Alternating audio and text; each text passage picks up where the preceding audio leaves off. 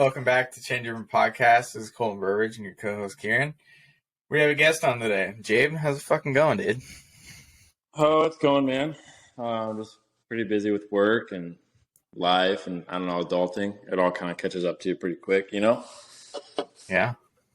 I'm sure you know with being a dad and stuff now. Yeah. It's a little busy here and there, but I was going to do this big long intro of like, oh, Nork's fuck champion, current AA rider, fucking Jabe Carbaugh. No, dude. You can't say I didn't win. No, I didn't even win Norks.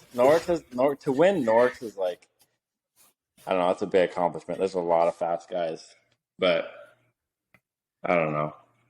I just went out there and had fun. That's yeah, it always is fun out money there. There's a bunch of goons. Kieran, how are you? Doing good. Slamming teas like my buddy Jabe here. Right. I need another one actually.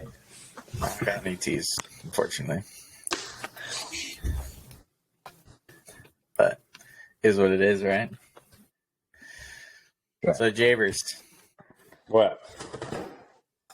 Known you a long time, buddy. You always been racing. You always had that goal in mind. It's been a long time. Since really long time. Like 2006. Yeah. Yep. Long time. Yeah, a T. Always had goals. Always had goals for your year. Always had racing goals. I want to know your goal this year. What's your goal? Previous AA guy. You were telling me about Little Sportsman's earlier this year. Are you going to Desert 100? I would say Desert 100 for sure is on the list. I feel like that's been a race where, like, I've done good, I've done decent, I've done really bad, but I feel like I haven't ridden to my full potential when I've done that race. Like, I feel like I know where I belong, like in the top 10, top 5 maybe. You probably recognize this dude, Elijah. As long as I beat this guy, I'm fine. Yeah, that's not that hard. I almost passed him. I think I just need to prepare. Like when a race is that big, you have to take a lot of time to prepare for it. And last year I didn't do that. Sure. I was up till like 11:30 or midnight the night before drinking. Drinking too much. As everybody does at the Desert 100, that's kind of what makes it fun. Yeah. But then the morning of the race, my bike wouldn't start. I was having battery issues. Completely missed the riders meeting. And, I kind of got not a bad, like starting choice, you know how they do the like line or whatever. Yeah. I didn't have the best start, but I was trying to work my way up and hit a big rock, broke my foot peg off, hit my head.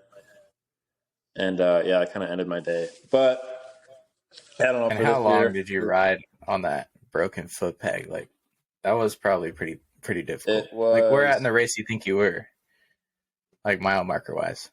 It was before 15 miles. Yeah, that's brutal. So I rode. Did you finish the lap? Yeah, I probably rode 35 miles on just the 1 foot peg. Yeah, that's brutal. And that was the first time I crashed and I ripped my foot peg off. And then there was another time I went over the bars, like I hit another rock, went over the bars, hit my head, threw up. And then like at that point, like I knew I wasn't going to finish. And it's weird, dude. Like, obviously, you can't really like race very efficiently without a foot peg. But like when you actually have to do it, when you really actually go through that, it's weird. You find a way. You adverse. Because I imagine that's so difficult. You kind of just had to sit and like take the beating like on your ass. Nope. Really. Yeah. That was a rough ride. Because like you can't really ride, stand especially up out there. Yeah, and because when you stand up with just one, like it was my left foot peg, my shifter side foot peg that I still had. You can't just put like all your weight on that and ride and stand up. It just doesn't work. Yeah.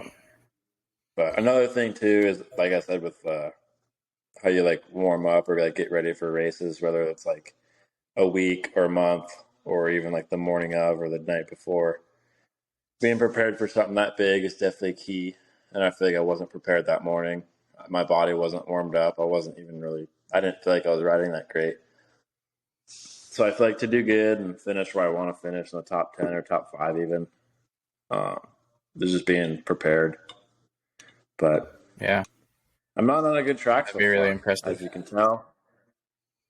You've been working out? I have been kind of going excuse me, kind of eating better, kind of not. I mean, there's a Costco pizza and a box of crumble cookies sitting on my counter right now. So if that says anything, you know. But no, I've been trying to ride more and trying to get the bike set up. I want to do something to give it some more power. I feel like the old 250F doesn't quite have enough, but we're making it work. Trying to get suspension dialed in and, yeah, I guess go after another year. I don't exactly know what races I'm doing. To be honest, I honestly think I might go more like moto this year just to try something new. I haven't really ever raced moto or really tried to get good at moto. It's always been something I just practiced. But it's a lot with off-road guys. We always struggle in the motor department, and yeah, and it would I be feel very like beneficial to us, especially that we do the off-road, on-road races like half track, half trail. It would actually pretty beneficial. It's pretty beneficial to get some moto into. right, and I feel like you can look at like some of the top off-road guys aren't the best moto guys, and some of the best moto guys aren't the best off-road guys. But when you have those people like Leighton Smell, for example, the dude can ride moto. He shred moto. I mean, he qualified for Washougal, right? And he's really fast in the woods. The kid just, I've seen him go train. He'll like ride a gnarly loop for hours. And sometimes that's what it takes. But yeah, I feel like those guys, I grew up riding trails, so I feel like now my main focus would be to get faster at motocross and more comfortable on that, and try and combine the two and focus a lot more on like off the bike stuff too, like the gym work and flexibility to help not get injured. So obviously that's another big issue that a lot of people have when they start racing at that level. Yeah. But New year, new foot pegs. What's the goal for the Desert 100? That's right. I bought some nice foot pegs, so that shouldn't be a problem. But yeah, man, it's what was I gonna say? It's challenging. What's your goal for the Desert 100? My goal, I'll set a realistic goal. I want to get top 20 start, finish in the top 10. But I feel it's pretty realistic, knowing you. I mean, I think I got a decent start last year, even though I didn't think it was that great. I think I was top 25 and made my way up to top 20 before I crashed. But I feel like there's a lot of people, even older guys, like there's some guys who are in their 40s that have beat me before, because I think a couple years ago I got like 21st or 22nd, and I just couldn't hang on. My hands were blistered. I mean, it was one of my first races on a new bike, so my suspension wasn't set up for what I wanted it to be. So I feel like trying to get my suspension set up, that would help a lot. You know, it would help your body, your hands, your confidence, your speed, everything. So I feel like with that, that'd be a big factor. Huge. But yeah, a top 10 would be awesome for sure. As far as Norks goes, my best finish at Norks last year was a 10th. I never broke 10th. I've got 2 or 3 of them. And obviously with Norks, there's a lot more competition than NMA. And even the NMA, my best finish was a second. So if I could win an NMA race, that'd be awesome. If I could get a top 5 Norks, that'd be awesome. Or if not, top 5, I'd like to be in that top, what do they pay, top 30 or 33%, whatever they pay out. I'd like to bring home some money at least once in my career. Yeah. I mean, because when you look at it, like, I've done the math on like how much I've spent on bikes since I've graduated high school, and it's a lot on bikes, on parts, on gear, on race fees, on everything. I mean, even just today, It's a ton. I bought like just random little stuff, and it was $120. Like you buy that stuff almost every week, it seems like. Yeah. No, I get it. I just dropped $1,000 on motorsport just last week. Just Yeah, and that was that even maintenance for your stuff. No, it was mostly for Wyatt's bike. I did get mooses for my bike, which was most of it, but it was mainly for Wyatt's bike. So, and I railed his bike all summer long doing the Friday night series stuff. So, I mean, it's hard. It's hard on everything. So, AA guy going into Norks or NMA or whatever you're doing, you're gonna race AA for NMA.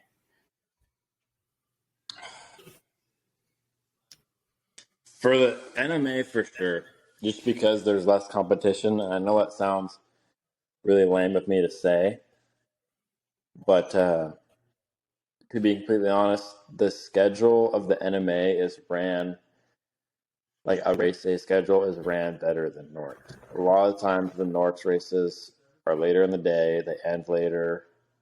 Like the Horn race, you won't get out of there till like 6 o'clock. It's a 3.5, 4 hour drive home. Like you're beat. And on Sundays, right, we race. We got to go to work the next day. All these young, fast kids, they don't have to worry about that, really. I mean, what do they go to school? They might have a job, but I'm waking up at 4:30 to go work construction. Like, I got to make sure I can go do that, pay my bills to keep racing. So it's kind of a give or take. It's like how much you want to put into it, how much you want to risk, and what you want to get out of it. And there's a lot of young kids, a lot of fast new talent that I feel like I can't compete with unless I put more into it. And time wise, money wise, energy wise, like there's just not a whole lot more I can do than what I did last year. So a big part of that was either just team racing it with my dad just to have some fun, or just doing sportsmen on short course just to be able to race, be around the crowd and people. But the first NMA race, I'll line up for AA. I might not have my bike completely set up by then, so we'll see how I feel, but I'll kind of judge it off that. If I feel good at that first race, I think it's like 60 miles of pretty much all sand whoops. Like, that's rough. Like, you don't get a break, really. Like, there isn't really a spot where I can think of that you can actually rest. Yeah, that's hard. But yeah, dude, I got some new gloves today. They're like extra padded on the palms, so I'm hoping that helps the blisters a little bit. Because maybe I got some padded gloves and they honestly made it worse. I feel like I couldn't hold on to the bike. I got rid of those things quick. Extra friction, kind of. Yeah, it was like it almost felt like it was like too soft to where I couldn't get a good grip. And as like I would ride a little bit, and then once the arm pump started coming in and I was feeling it more, it was like almost work gloves to where they like go stiff, and it was way harder to hold on than a thinner glove. So I don't know, it might be different for you because like arm pump really easy, but I honestly did not like them at all. I feel like in a way, because there's like, this sounds really weird, because there's like extra material, it's like I almost feel like it's less hard, like or less. I don't have to squeeze the handlebar as much for some reason. Yeah, that makes sense, and that's what I thought why, too. But um, it's all about feeling. Once you Yeah. try them out, you'll know if you like them or not. Me personally, I did not, so I'm interested to know what you think about them. well, I'm really used to like wearing. You remember those like palm protectors?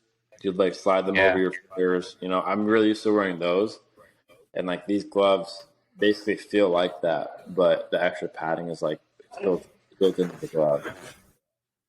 Yeah. Which is a good idea. Yeah, but you know what? It's a good idea to try at least. I'm trying to figure out what gear to wear this year. Got some new sponsors to look at. Pretty much only a couple, but yeah, it's all about What are you looking at? saving money, man. Whoever's able to help Who are you me reaching out. to? Do you guys know the goggles that Medium Boy wears? The Havocs? Yeah. Magnetic lenses. I got them. I have a pair now. They're really nice. To be honest, they do fog up kind of easy. I'm not sure if that's just because I rode when it was cold or not, but they don't have like a nose piece. So I feel like because of that, that's why they fog. But I really like them. They're really comfortable. You honestly like, I don't know if it's the goggle or my helmet, but they like, you can barely feel them on your face, like with the padding. So I'm a big fan of that. Nice. And then, have you guys ever looked at the Canvas MX gear? Yeah, I really want a pair. So I got a deal through them. And if you guys like go on their website and just try it out, because they have some of the gear you like can't really customize, but some of it is like fully modifiable, like colors. You can add different logos on there, like all like 3D, like on their website. It's pretty sweet. So I'll probably do that just because, you know, they support me. I'll support them type of deal. And you don't really see a lot of people struggle. Yeah, that's true. And I really struggle trying to find a gear brand that like supports off-road guys, like not like supports isn't financially. Like right. I've had O'Neill and I've had Fly and I've had most recently like Troy Lear, Fast House, and I've had Fox before, but it's been a long time. But it doesn't seem like any of it holds up to the type of abuse that we go through, especially like crashing a little bit more. I feel like than motocross guys, and every time like I destroy a pair of gear just out on a race because it's super hard on it. And long distance races, you wear through that gear way faster than a motocross race, and it doesn't hold up whatsoever. So I'm running through gear like crazy, and it's super expensive. It is. And even like I had Fast House stuff the last few years, and their pants have held up pretty good, and they're pretty comfortable. But like jerseys are jerseys, man. Like you snag it once on even just like a little blackberry bush or whatever, and you'll have a pretty decent hole in it, or a little rock, whatever it is, dude. Jerseys just fall apart. But I'm excited to try out that canvas gear. Yeah, dude, it looks cool. Like a lot of new Supercross guys, like the smaller teams, like that gas team. I forget what it's called, but I think Jerry Robin rides for them. They have canvas, and I don't know. A lot of them look really cool. I think it was Robin too. Last year, like every weekend, he had a different canvas kit, and his gear set like matched his bike for like the sports team. Like when he went to Seattle, it was like a gray and like navy blue and green gas with like a matching like Seahawks jersey and pants. Like he did that like every week with a different set that matched. So that was pretty cool. That is pretty cool. I like that. But yeah, man, I kind of just play this year how I feel after round one.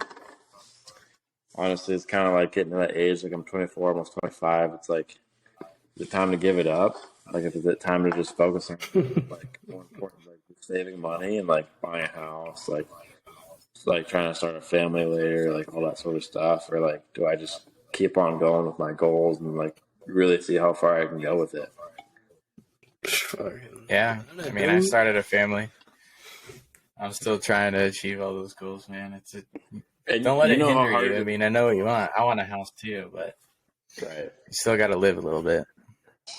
and that's what's hard is like you want to share this experience like with someone, like with your family, like you want it to be your life with like your family, right? Because it's been your life with your family growing up. Now you have your own family, but to try and like for me, all this last year, I was working 2 jobs. I was working Monday through Friday, and then would have a different job on Saturday. You know, I do bike work throughout the week, go to church once or twice during the week, and then I'd go racing on Sundays, and that's how it was all year. And I can't imagine like trying to do that with a family, like that would set someone over the top. That's like so much, like because people know. For those of you like who race, you know that's like almost a full-time job in general, like with maintenance and like trying to figure out like your suspension. Like it's more than just loading up, going riding, and coming home. Like there's so many little things you got to think about at the top level. Like you got to do your research on, I don't know, what new tire is out there, or what exhaust works best with your bike, or whatever it may be, right? Like there's so many things. You're that not take out there time. testing every week like pros. Right, exactly. So you don't have time to go. I mean, some people are lucky enough to have property and like a track at their house and stuff, which is really cool, or work from home, which is even better.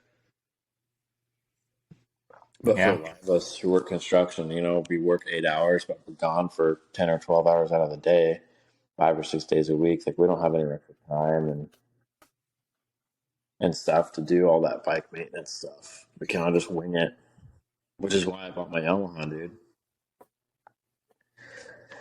I appreciate you letting me buy that from you, pretty much.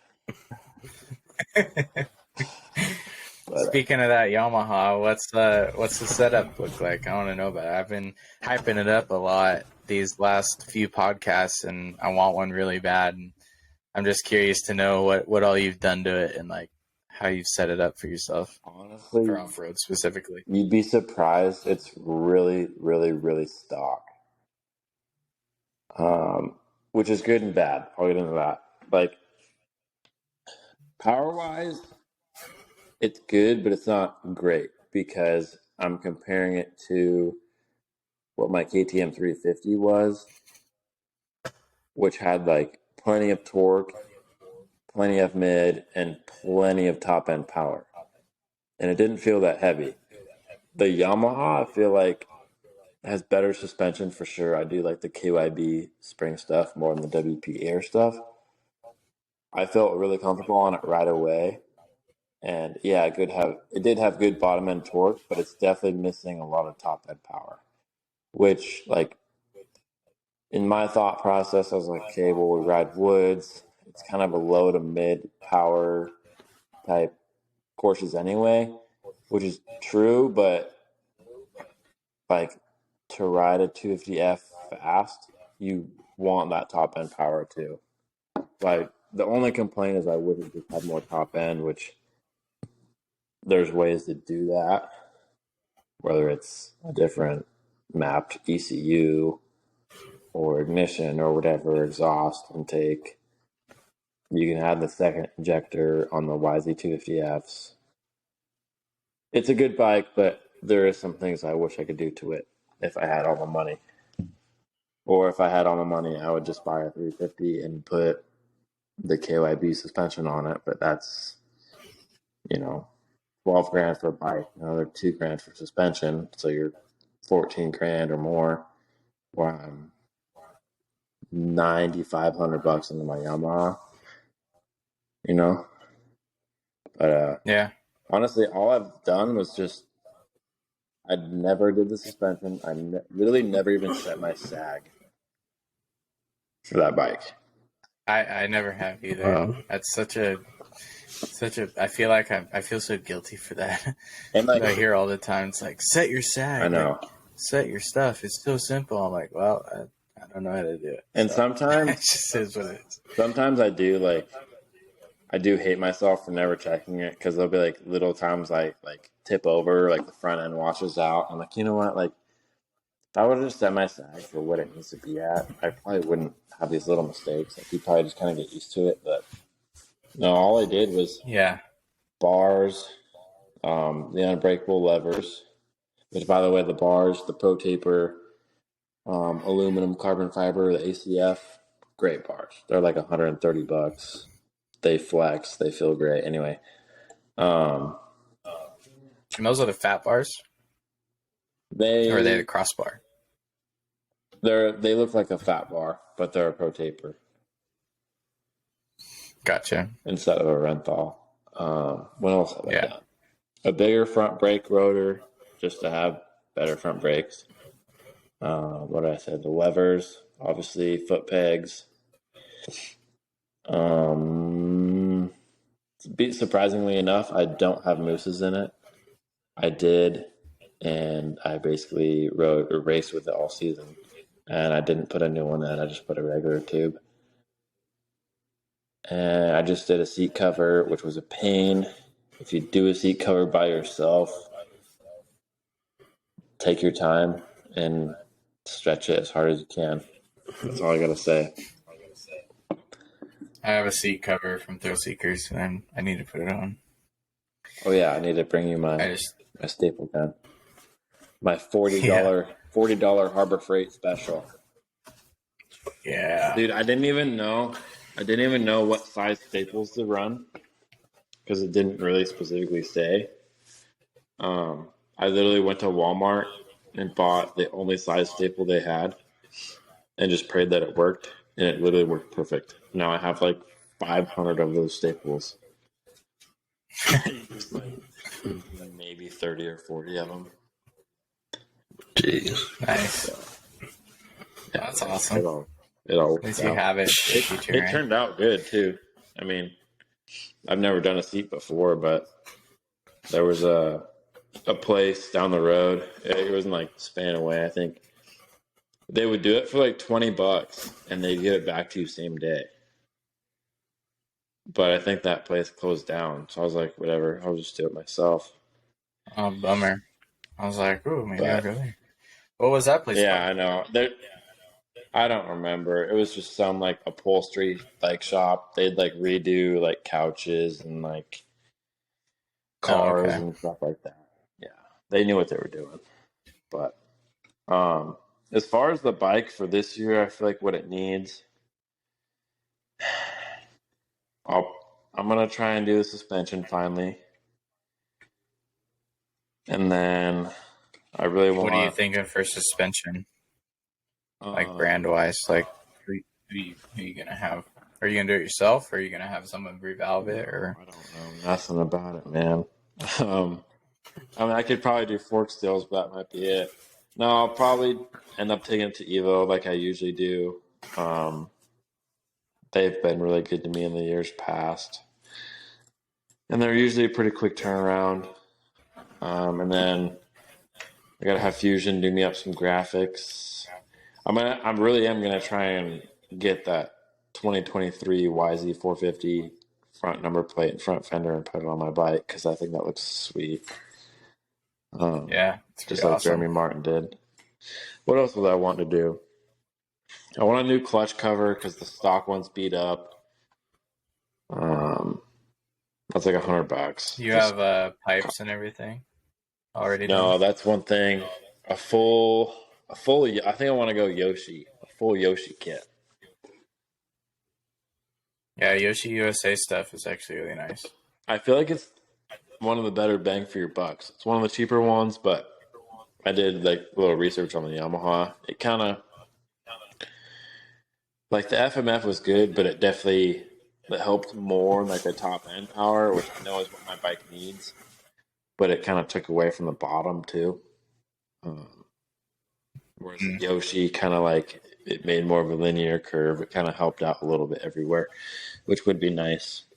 And they're not as much, and they still look good. So I'll probably try and do a Yoshi kit. I mean, what does a full kit run for that bike?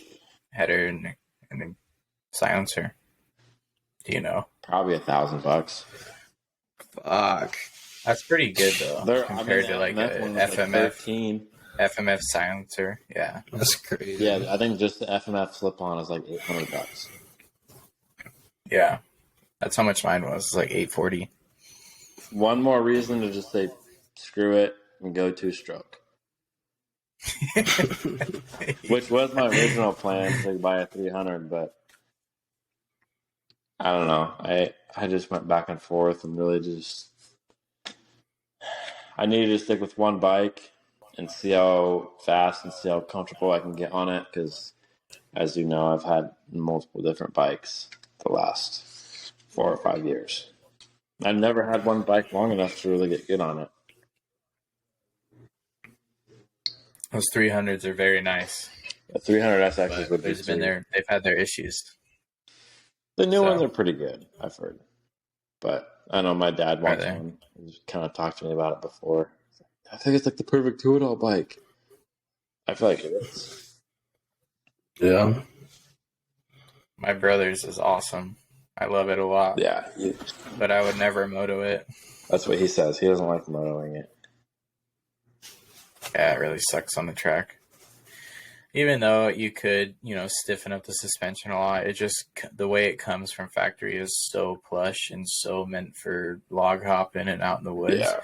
You could stiffen it up a lot if you wanted to. It just takes a lot of work for the rear end and stuff. And from factory, the way it comes valved and everything, it would be pretty expensive to set it up for motocross unless you got the new SX version. But that's what I mean, dude. Like earlier when I said like a dream bike would just be like buy a 350 and put the Yamaha stuff on it. Because I feel like with my Yamaha, like I've never really adjusted the valving that much, and I go moto it. I ride in the woods. It's always really good. I know it can probably be better, but to do the KYB conversion is like $1,500 on a bike. Yeah, that's a lot. Guys like my buddy Wyatt, who we're going to have on a podcast, his suspension is probably like $10,000, $11,000 just for like front forks and the rear spring and setup. So it's pretty nuts how expensive it can get. So $1,500 doesn't sound that big, but for our off-road guys that don't, get help where it's needed and stuff, it's expensive. I feel like that's another thing too. Like I think you mentioned earlier, there's like an off-road. I feel like we do crash more than like some moto guys. And whether we do or not, either way, our bikes get hammered. Like I see a lot of moto bikes, like when I go practice, and their bikes are always pretty nice. If you look at the average like off-road racer's bike, it's beat. Yeah. And I feel like the motocross side, the motor gets way more beat than anything else. But on the off-road side, it's more so the chassis and everything else around the motor that gets way more beat. Right. Yeah.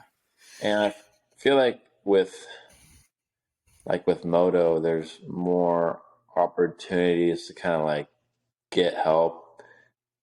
It's just more of a popular sport. I know it's the same sport, but it gets more attention, like for sponsors and whatnot.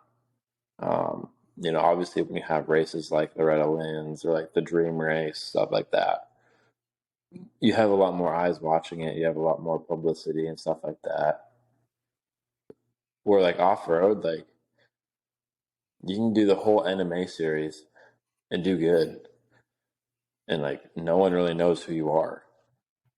Like you like the few people that like do the series, yeah, but like you go look at like top moto guys, a lot of people know who they are. They've heard about them.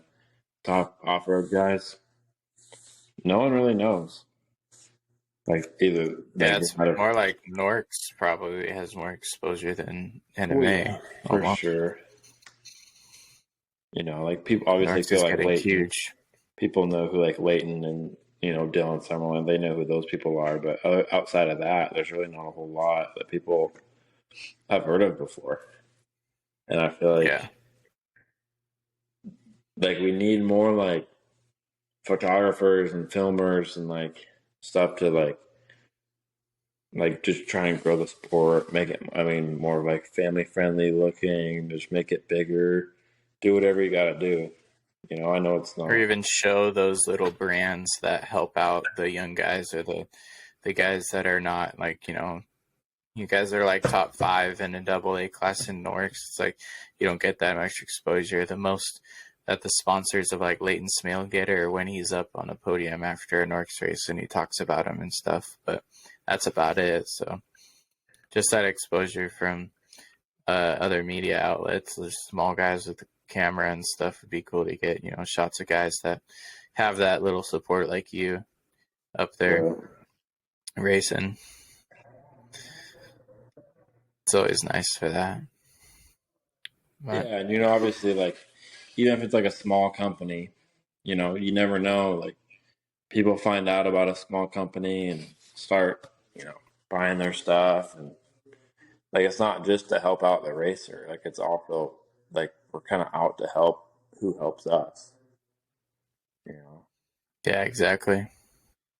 Well, speaking of people that need help, Dude, we want to sponsor you. We're giving you a sponsorship, buddy. We got to get Kieran a sponsorship to get him a bike. Subscribe to my OnlyFans. Dude, you just start entering like every giveaway, every bike giveaway you see. Fuck, dude, I'm just losing more money. Yeah. I mean, if you buy a bike and you get a loan, you're losing money on interest anyways, right? Right. I mean, a little bit. I don't know how much it is. A couple $100 a year. Yeah. But yeah, man, I don't think anybody's told you yet. Fucking, it's kind of been kept on the rug, but we're building a website. Oh, really? Yeah, and we definitely need some riders to wear our t-shirts and take some pictures. You guys have to. You're first on our list, dog. Nope. We have designs. Not yet. We got designs. We got stickers made. Some stickers made. I've seen those stickers. I need some stickers for my hard hat and stuff. Yeah. We're I'm still working on the website, but hopefully we're gonna get it out there. Hopefully within the next month or so, and we're making some more designs for t-shirts and shit, and then start. We need once we get them made, I'm gonna send them out to a few people like you or fucking Colton and shit to give to people, so we can get some product shots and stuff. And I'd love to fucking have you guys do that. Yeah, that'd be nice. Once we set up that website and have stickers out and t-shirts out and everything, then we can give you a little contingency and whatnot for wearing our brand or like North Faces anime and stuff. So give you a little gas money. A full we'll give you a little gas money. Like get up on that podium, you might get a bonus. So bonus. Elijah's got it too. Elijah's gonna do it for free though, because he's my brother. So I'll drive him to the races. No, but like I'd really love to help out Wyatt Creighton a lot. It'd be really cool to get him some stuff, and because he's got a lot more of a following, he knows a lot of big guys. So where he's a lot better of a rider. He's at Real Deal. He's at Real Deal, and with some big guys, it'd be cool to have him repping the brand. So this guy's gonna burn my house. We need to get out more with our podcast and get more people on here and start going live other places too.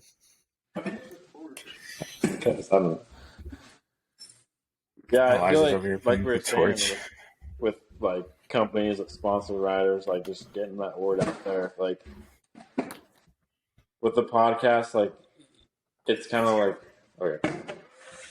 like it's tough to really like actually get it out there. Like you see people like being successful with it and whatnot, but like it takes a while. It takes a lot of like spreading the word and sharing, whatever, whether it's on social media or real life. Like I don't know, it'd be really cool to see like it really blow up. Like that'd be Right. that's like everyone's goal when they start something like this. Yeah. It's been a Well, while since thank you you guys made for one too. being on our pod. Yeah, it's been since November. All right. Later, man. Before we go, we got to make our predictions for Supercross tomorrow night. Oh, you did? Oh, we already did. Well, what's your predictions? Yeah. What's your predictions? For 450, you guys are probably going to hate me, but I'm probably going to go Cooper Webb, number 1. C-Dub. All right. Tomac 2, and I'll say... I'm going to say Anderson 3rd. So we did a little draft, so we didn't really do like who's due first. I think it's gonna be Eli, Cooper, and I think Ken Roxon's gonna get up there. I'm gonna say Kenny. Eli, Cooper, Ken Roxon. Do I think that Cooper is gonna be Eli? No, but I do think he can get there eventually. He's definitely capable. If he gets a good start, there's a very good chance he can be Eli. Yeah, and I feel like that, and it kind of comes down to like lappers too. Some of that's probably luck. Yeah. But on 250s, dead giveaway. No one can really compete with Jet. I feel like he's not even racing 100%. It's pretty insane to watch him do half-ass and still beat everybody by 10 seconds. Yeah, I feel like 250s is going to be the same. It's going to be Jet, RJ, and McAdoo. I hate to say it, but there really isn't anyone competing with them. And they're I kind of want to see Lopes get on the podium. That would be cool. I thought that was really cool last week when I think it was Lopes and Nicoletti were up there at the beginning of the race. Yeah. Like not even on factory Yamaha bikes, just on the Club MX team, It's like they're a new super star. Cool. I mean, I know they didn't finish the best, but they were up there. They were trying. Yeah. They stayed up there for a while. At least Lopes did. Yeah. Do you guys know if the Futures is televised at all? I do not. I don't think so. But I'm pretty sure it's on Sunday. Yeah, you're right. I think they'll have it. They might have it on YouTube Live. But I did see that Deegan is doing Futures. Danger Boy. Yeah. Did you see a clip of him riding today during press day? No. Dude was moving. And I know they were only out there for like a few laps, I think, but he was moving. He was aggressive. Yeah. Like he looked good, yeah. He's gotten so good. It's pretty unbelievable. I feel like he has the best. I'm not just saying this because he's been successful as an amateur. I'm saying it because of being on a star team and having literally every teammate that he rides with every day. Like, he's been in the same Supercross training program as they have. Like, he rides the same tracks as Levi Kitchen and Robertson and Ferrandis and Tomac and Cooper and everybody. He's there. He knows. He gets it. A lot of people don't. I feel like they don't have the same. They're on like public Supercross tracks or they have a fucking pro day or whatever. But he has a lot of good people behind him. And I'm not like a super big fanboy, but I mean he's gonna prove something. He stepped it up. Yeah. He's obviously gotten a lot faster in the last 2 years because I remember even our buddy Wyatt, he was beating him in races only like 2-3 years ago. Right. And even since then, he's stepped it to a completely another level to where he's almost untouchable for his age group. So I think a part of that too is no hate on Wyatt, but he's just gotten really unlucky with injuries. yeah, He's really fast, but I feel like if he would have never gotten injured, like he could also be like right there. yep, You know, I agree. Yeah, he's had really bad luck with his ACL injury and his broken femur and his ankle and stuff like that. So I know the last he's had bad luck years, the last 2 or 3 years. So. Yeah, I always think I'm like, dude, please don't get hurt this year. Like, make it to Loretta's, do good. You know, have an easy off season, but something's happened every year. Yeah, even last year he made it to Loretta's. He did really good. He got top 8th place, but that was all on a torn ACL. So he was really struggling with the fitness and the speed with that torn ACL. So you can't ride right, you can't train right. Obviously, it's in the back of your head. Like you don't want to crash and make it worse. Yeah. Yep. So I'm excited to see him throughout this year. He's going back to Real Deal, training with Kevin Windham himself. So that'll be really cool. That'll be good for him.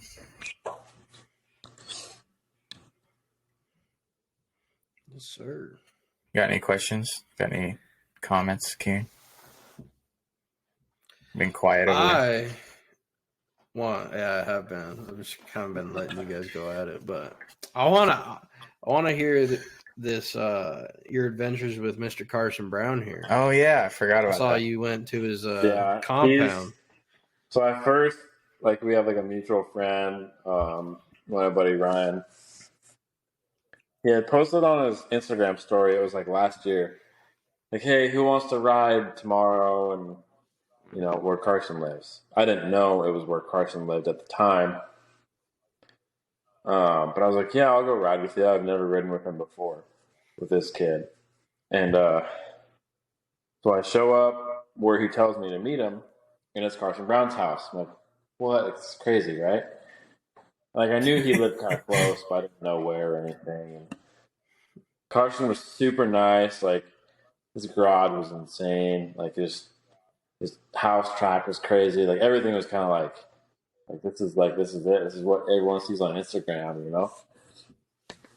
But super cool. Like we go to like the woods by his house, and he's on like a CR 125, like an 03 or something.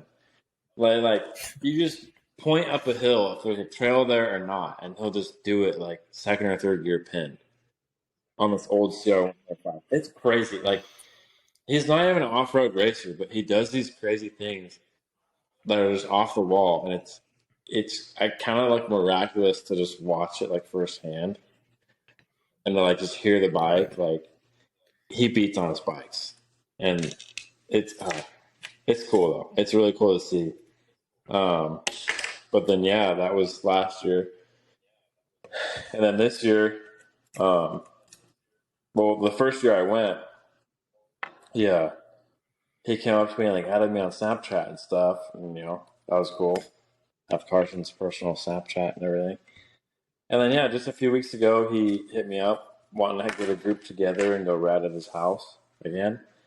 So we do that, and there's probably like 8 or 9 of us. And it was kind of muddy out that weekend, but dude, it's just a good time. Like you'd think because he's really fast, like he'd be like every other like fast moto kid, like, oh, I'm not gonna ride with you, like you're too slow or this and that. Like he's not like that at all. He's literally all about having fun and like doing crazy stuff in the woods, like literally what we grew up doing. And yeah, dude, I get to his house. This is probably like 2 months ago now, and like his linkage was a little bit blown out. I think on that same CR 125, which by the way he blew up the first time I was there. We had to push it down like railroad tracks for like 1.5 miles and have his dad come pick it up.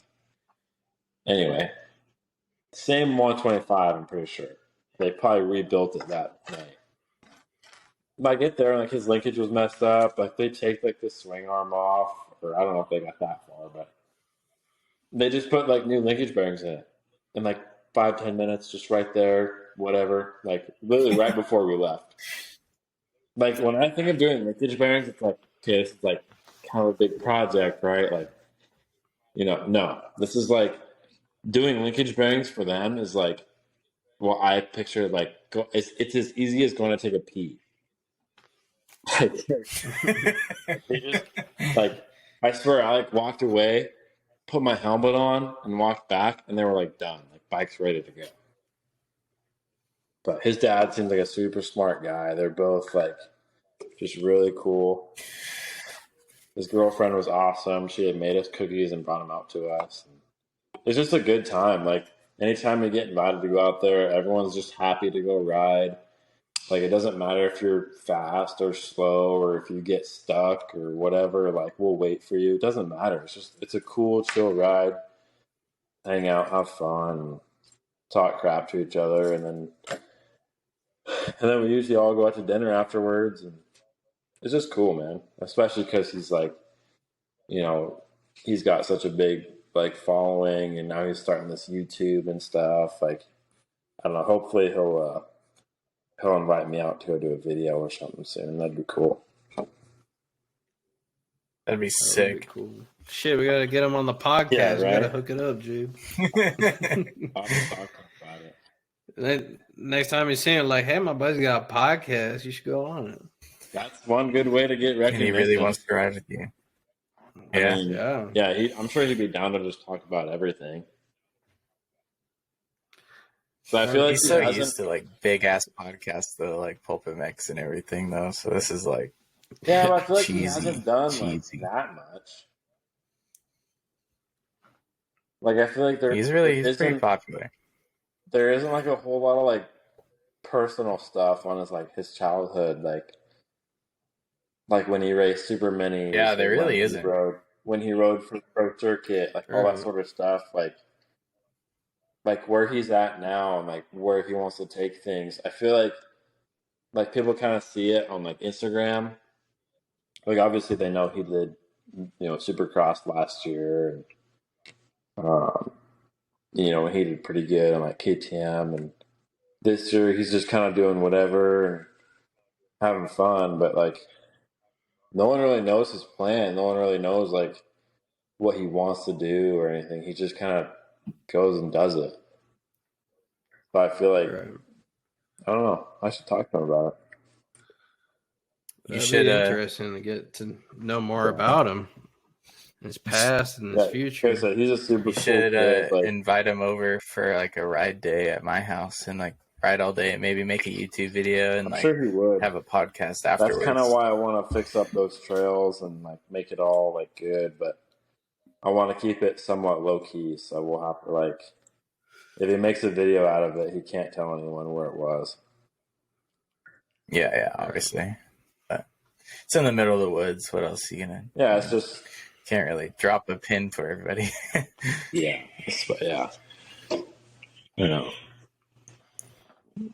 But you never know. It'd be cool to set up a little ride day and like a podcast and everything in one day, like a Saturday or something. Right. Like bring out a bunch of guys, all your buddies, and him, and I don't know, just have a blast. I don't know about all my buddies. I don't have very many, but I mean, you got enough to make up a good like 6-7 guys to come out here. Yeah. So do I. Well, even that, just creating that relationship of just riding with him, and then maybe eventually we could talk on the phone with him like we are with Jabe right now and just do a podcast with him. Yeah, even that works. But I feel like it'd be pretty cool to have my spot here way more set up and everything to where I can have like us three, me, you, Carson, and like get Kieran on here and stuff and like do a pretty good little gig after a day of riding and talking about it and stuff. I feel like it'd be pretty fun to do a day. I'll even fly up for that. Oh, damn. That would be awesome. That'd be so much fun. Yeah, like there's a few kids that I know that Carson hangs out with. I'm like Jaden Donner's kid I race with, crazy fast. He's really good buddies with Carson now because he lives so close. And like I said, my other buddy Ryan. Well, even like if you know anybody that would be interested in it, fucking let us know. We'd love to have more people on. I'm trying to think. I want to have Zach on. Be pretty cool.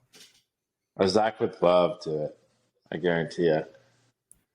He'll talk the most smack out of everybody, but I don't know. But I was talking to him today because you know Fat Zach's Pizza. It's like a pizza place up here. This guy goes to Fat Zach's, I swear to God, every week. And it's hilarious because he loves, I'm pretty sure he has a pizza tattoo. He has like a pizza slice on his arm or something. It's just so funny, like how he loves pizza. His name is Zach. And he literally, like, you'll see on a story every week. He'll be at Fat Zach's with his fiance. That's awesome. Which is hilarious. Which, by the way, Zach, I've still never gotten an invite, so I'm kind of mad about that. About invite to his wedding? No, to Fat Zach's. I've never been. I've never been to Fat Zach's. I was like, what? No, sorry, that was whatever. Maybe we should just go and send him a picture. Like, hey, fuck you, we're here. You know, after you have, or just go one day and see if he's there. After you have 4 twisted teas, man, everything's just kind of. I know 4 is not a lot. We really should set up a day though to all of us come out here and do a good ride day. I mean, I'll spend days out here prepping everything, getting all the trails nice and dialed, so we can have a good few hours of riding without touching the same trail. But I was talking to Kenny, and he wants to go out there and clear some trails, and I know I do too. So we'll probably. I'm riding this weekend at Riverdale, I think, on Sunday. I'm supposed to go ride with my dad. Oh, are you? Yeah, I think so. Me and my buddy Austin wanted to go on Saturday. Or maybe we should just go Sunday with you. I think it's supposed to be nicer Sunday. But yeah, me, Bill, Eli, I don't know about Eli. There's a few of us going on Sunday. I think Brennan is going too. Okay, and I'm planning for Sunday then. Yeah. Cause I think Saturday was supposed to rain, and then Sunday was supposed to be sunny. So it might be kind of wet, but at least it won't be raining. I mean, that track's always really good when it's a little wet. Yeah, and they've done a lot of work to it, so it's fresh dirt. Kieran, I got a bike for you. Just fly up here real quick. Come riding with us Sunday. I wonder how much the ticket would be. Maybe if Carson Brown was there. Yeah, we should invite him, Jabe. Invite him, dude. Did you see he posted a little short of him at Whidbey Island? Yeah. That place looks fucking cool. He might be at Riverdale on Sunday. I could text him and tell him to go. Snap him really quick. Be like, hey, we're going to Riverdale Sunday. You going? Question mark. Don't be a puss. He gave you your Snapchat for a reason. I don't want to bug him. No, I'll text him. I would feel the same way. You know how many people probably hit him up, wanting to go ride, though? Fucking hundreds. He probably says no to a lot of people, and he probably feels really bad, but... Yeah. I mean... I know I did 3 years ago. I was like, yeah, I got to go dirt bike track, some ride sometime. And he's like, yeah, that'd be super fun, maybe. Kind of thing. Yeah. I feel like, though, we almost have to, I don't know how much he'd take my word for it, but if we had someone who, knew him better and had a closer... Creighton. Oh, maybe, yeah. Yeah, Wyatt Creighton or Ryan. Yeah, or Jaden Donners. If we have one of those people up and they kind of see what we have or the potential, and then they talk to Carson, I feel like that would be a guarantee. It's not too far of a drive. You know, you're not going to get caught. There's no one out there looking for you. Because we'll be right at Carson's house. You're probably not going to get caught, but you do kind of piss some people off when you drive by their houses. Yeah. Not a big deal. But... But yeah, I don't think it would. I mean, if we had a good group of people up there and cleared everything out, I think we could get, a YouTube video worthy of him coming out. Yeah, it'd be fun. He doesn't even have to do a YouTube video. I'm just saying, just a good ride day would be fun. I'm not gonna pressure him to making a YouTube video of my property or anything. That's kind of selfish. If he wants to come I'll put up the opportunity. Like, if you want to make a YouTube video, you can. Don't feel like you can't. But he obviously doesn't have carnage in the woods. Yeah, seriously. Bug. All right, dudes. Should we end this one? It's been good. Yeah, it's been a good one. Thanks, Jabe, for coming on. Thanks, Jabe. We'll have to have you again sometime. Yeah, thanks for the invite. Yeah, I wasn't too sure what to expect, but no, that's cool. I liked it. Definitely after the Desert 100, we'll talk about it. Oh yeah, yeah. 100%. We'll have to do like I don't know about monthly, but like every other month or something like that. Get like a race report. Yeah. We'll do the Jaber update. Or we gotta have Jaber like update more people series. on Let's at do once. it.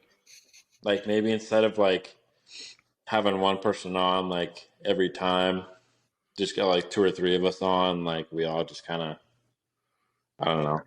It doesn't even have to be like just riding related too. You could